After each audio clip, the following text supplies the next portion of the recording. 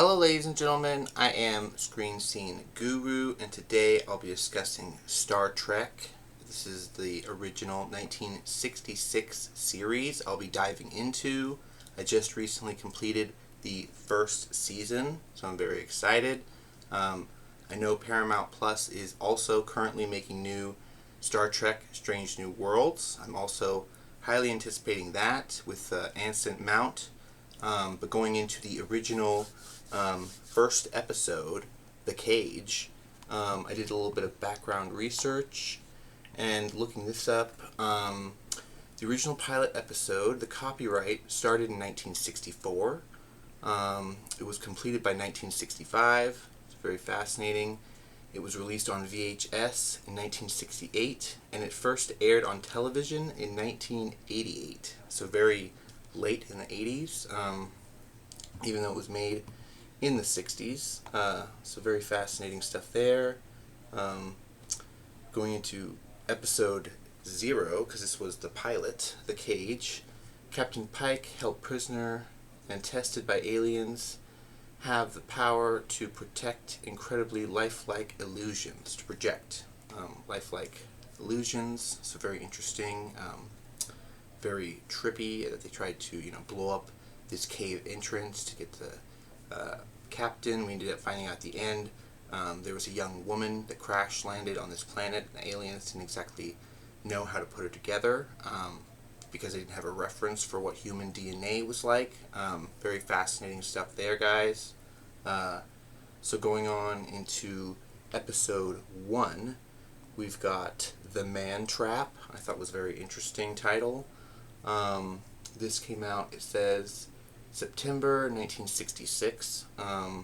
Dr. McCoy discovers old Flame is not what she seems after crew members begin dying from a sudden lack of salt in their bodies. We find out that this scientist that was marooned on this planet actually is a creature that needs to survive off of salt and can project herself as anyone from these people's past. So very interesting gimmick with these creatures being shown off in Star Trek.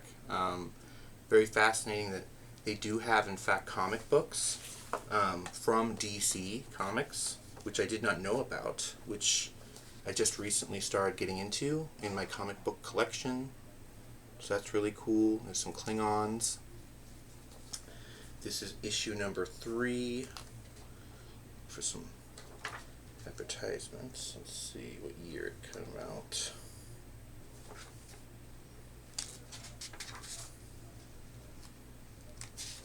Usually they have something on here that says 1989.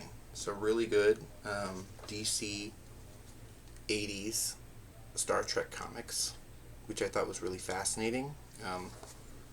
That I didn't really even realize that they came out with comics, but that's really cool. Going into the lore, we've got episode 2, Charlie X. I thought this was another fascinating episode. Captain Kirk must learn the limits of the power of a 17-year-old with the psychic ability to create anything and destroy anyone. So very fascinating. Another coming of age story, because of course he was on a previous starship when the Enterprise picks him up, and then the starship is destroyed by Charlie X. He's learning about emotions and how the fairer sex, trying to get with women. So that's very interesting. He ends up choosing actually an older woman than someone his own age, which is also interesting, and aliens end up having to come and get him because they've taught him to use this psychic ability to live and survive, so they don't want to take it away from him, but they know if they leave him on Earth or with other humans, he would abuse them with this psychic power of his, so these aliens come and take him away, which is very interesting. In for episode 2, Charlie X. Going on, we've got episode 3, Where No Man Has Gone Before. The flight record of the 200-year-old USS Valiant relays the tale of a terror of a magnetic storm at the edge of the galaxy. It's very interesting stuff here, guys. They go into the shiny-eyed people when they are taken over possessed by non-corporeal spirit form aliens, which end up sabotaging the crew and running amok throughout the starship. We've got episode 4, The Naked Time. A crew is infected with a mysterious disease that removes people's emotion inhibitions to dangerous degree. So another episode where we get to see Sulu fencing, running around the ship, acting amok. I do have the Steelbook, which is pretty cool. You guys can check out that. The nice graphics on it. Here is the back.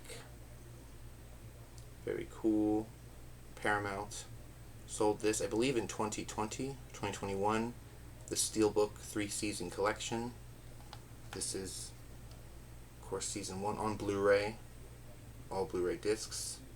But I mostly watched this on Paramount Plus, getting through all the episodes, which is nice. Another feature of theirs, that they have all the Star Trek content.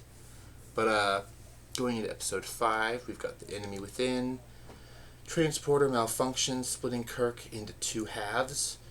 One meek and the other indecisive. Well, the other is violent and ill-tempered.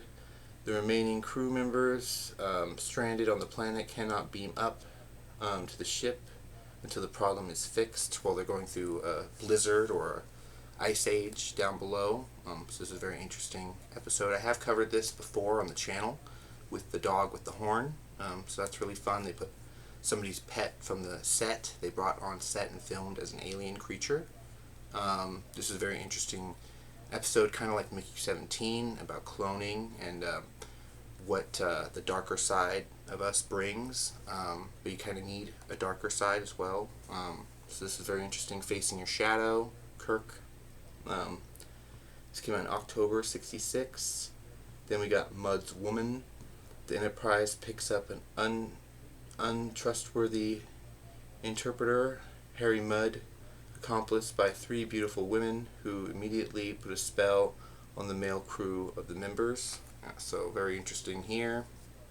Get to see Mudd, intergalactic smuggler, tradesman, going through the spaceports picked up by the Enterprise, and these women try to, make the crewmen go off their mission statement and do other things, which is very interesting.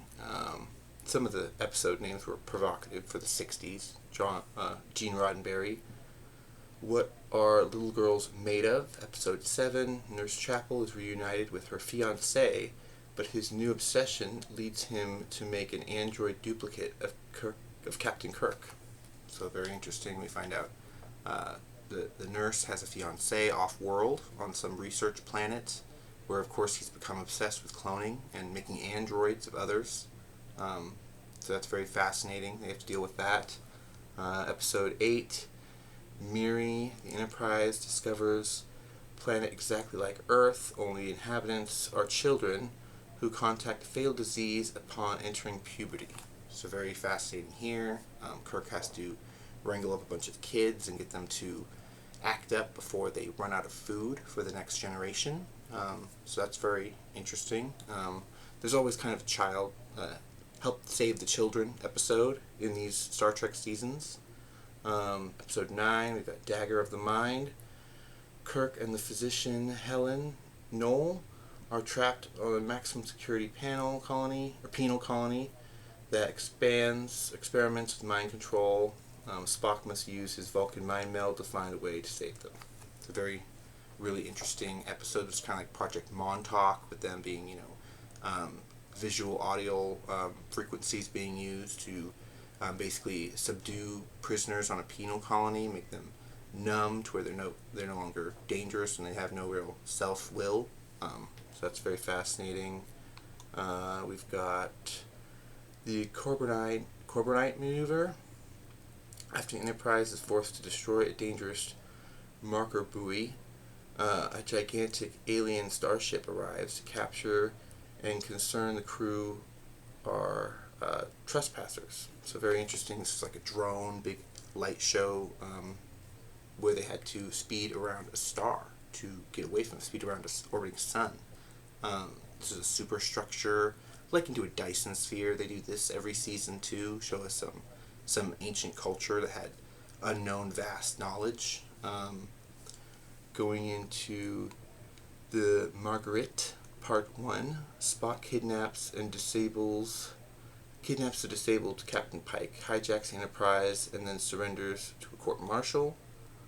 In the Margarine Part 2, at Spock's court-martial, he explains himself with mysterious footage about when Captain Pike was kidnapped by powerful illusion-casting aliens. So very interesting here. We get to go back to the very first episode with Captain Pike in the chair, of course, after his shuttle crash accident, saving children. So I like that. I'm wondering if they'll go into that in this new season of Stranger Worlds. Interesting. We got episode 13, The Concealment of the King. While Captain Kirk investigates whether an actor is actually a presumed dead mass murderer, a mysterious assailant is killing people who could identify a fugitive. So a lot of people running around while Kirk knows this person from his past is a war crime villain. He's now posing as an actor, current day, with his daughter, trying to lure Kirk and trying to persuade him not to make the arrest. Going on, we've got Balance of Terror, which is a top-rated episode. The Enterprise must decide on response when Romulan ship makes a destructively hostile armed probe into the Federation territory. Then we got Shore Leave, which they do reference Alice in Wonderland in this. Past months have left the crew exhausted, desperation of need break. But this expanded McCoy encounters a human-sized white rabbit, and Kirk crosses paths with a prankster who plunged his days at Starfleet Academy. So, a Scottish boxer who wanted to rough him up. Very fascinating stuff here. We find out that this was a planet that made illusions, printed silicone realistic illusions from people's memory. So this is interesting. Shore Leave came out December '66. Then we've got Galileo 7. The Galileo is under Spock's command. Crash lands on a hostile planet. As the Enterprise races against time to find the shuttlecraft, Spock's strictly logical leadership clashes with the fear and resentment of his crew. So another interesting episode where Spock has to take command from Kirk. This came out January 5th, 1967. So these were premiering primarily weekly, a week apart on the CBS network back in the day. Excuse me. So going on, we've got The Square of Gothos, episode 17. A being that controls matter and creates planets wants to play with the Enterprise crew. So this came out on January 12th, 1967. Another really interesting episode where we get to see, otherworldly gods interfere with human affairs, the Federation. Arena, the bringing hostility into the solar system. The superior alien race brings Captain Kirk into mortal combat against a reptilian captain of an alien ship that was pursuing him. This is where we get to see Kirk fighting against the reptoid. So that's very cool. Arena, episode 18, iconic for the first season. Then we've got, real quick, episode 19, Tomorrow is Yesterday. The Enterprise is thrown back in time to the 1960s Earth. So this is cool. This is the first time travel episode of Star Trek. So that's really fun. It came out January 26, 1967. Going into court-martial, we've got Kirk draws a court-martial in negligent death of a crewman. Recently watched this. This came out February 2nd, 1967. This is about a person being shot out in an airlock after them going through the files, the footage of the computer, and finding out someone had actually tampered with it after Spock had manipulated the intelligence of the computer. They find out another crewman had sabotaged. Episode 21, The Return of Archons. Seeking an answer to a century-old mystery, Kirk and the crew encounter a vacancy peaceful society under a 6,000-year-old autocratic rule that kills those that can't be absorbed. So very interesting. The return of the Archons. This is based off of they return to a ship or a planet where a ship crashed full of colonists, and the Archons appear to be, these intelligent computers that are in this building. That was really cool. February 9th, 1967 was that.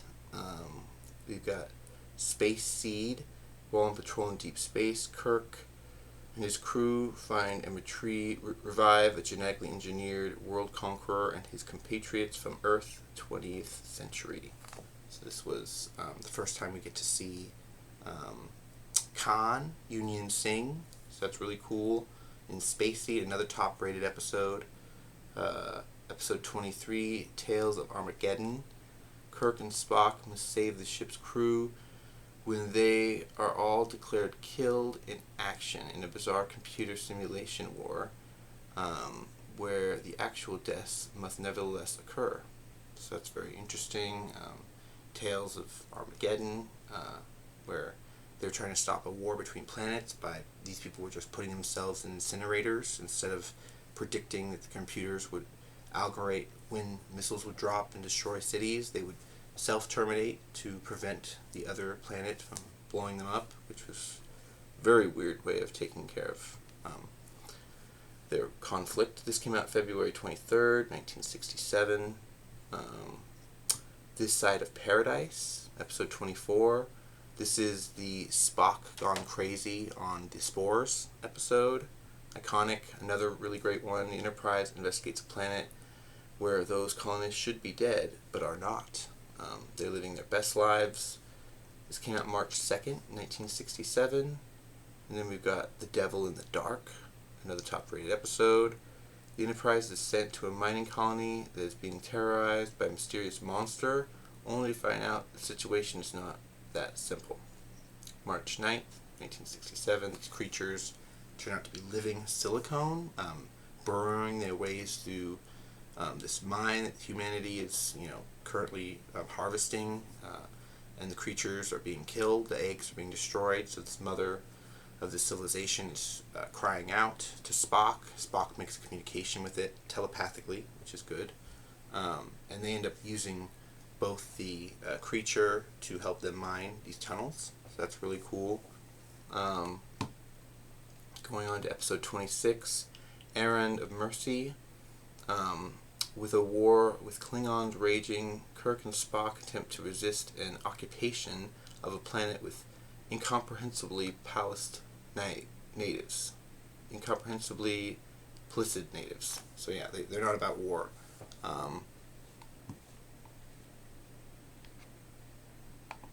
And they definitely do not want to fight the Klingons, so that's interesting. This came out March 23rd, 1967. Episode 27, Alternate Factor. Existence itself comes under threat from a man's power struggle with his alternate self, with the Enterprise stranded dilithium crystals pressing his key to the final solution. So this is very interesting too. March 30th, 1967. Alternative Factor. Episode 28. Top rated, A City on the Edge of Forever.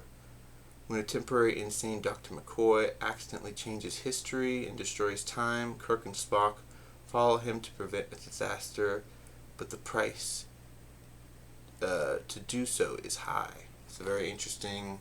April 6th, 1967. It's another episode where Kirk falls in love with a woman running a shelter, and unfortunately she has to be hit by a car to prevent Hitler from winning World War II and preventing us from being involved. So that was very interesting. Then we've got episode 29, Operation Annihilate.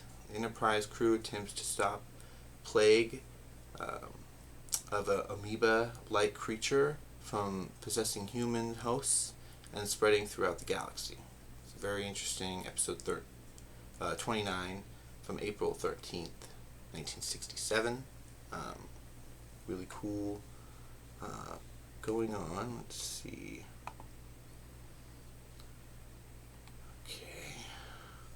Then we got season 2. And I have begun season 2, but the 29 episodes of season 1 I have finished. I'll show off real quick again the steelbook from season 1 that I thought was fantastic. And going into a little bit of comic book knowledge, guys, we do have this Target Enterprise comic, which is pretty fun. We see a mysterious person on the Viewcaster talking to Klingons. We see a bit of a Klingon mating ritual going on, and then they have to get ready and get dressed for battle, of course. We see Chekhov, Spock, and Kirk trying to negotiate with 2 bug insect species, which is very fascinating. One determined on peace, the other on war, as most of these planets turn out to be. We see some lighthearted discussion about Chekhov wanting to draw his weapon and Kirk suggesting not to fire first.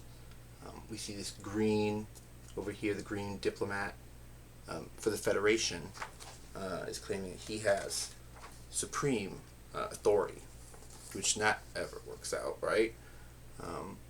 We see some more guns drawn on Federation soldiers, and then they're all told to return to the palace after Spock gives quite the intelligent briefing to them. And then we see the Federation negotiator ordering Kirk to return to the ship. Awesome view of the ship and them being beamed up. Then we get to see Scotty working on one of the panels for them. That's pretty fun. Checking out the whole crew. Like I said, this was in '89. This is a little bit after the series had ended. We see Solo talking to Uhura. Then, of course, the Klingons make their surprise attack out of decloaking. I thought that was pretty cool. Spock is telling Kirk it's too dangerous to beam up the ambassador while they're under fire. They cannot lower their shields. Pretty much like an episode of Star Trek, if you guys have seen it before. The Klingon warriors are telling them to fire everything they have. And then, of course, Kirk teleports their rockets right back to the Klingons and fires forward thrusters. That's pretty cool.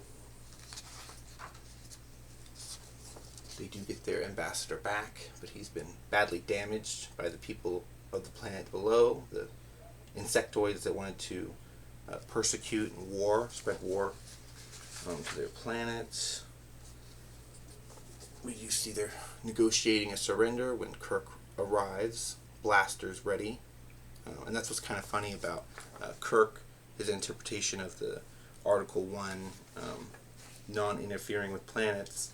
When it comes to, messing around with humanity, Kirk is kind of like a Solo figure, where he asks this creature, basically, you think just because we focused on Article 1 without changing the society, we don't interfere? And Kirk interferes.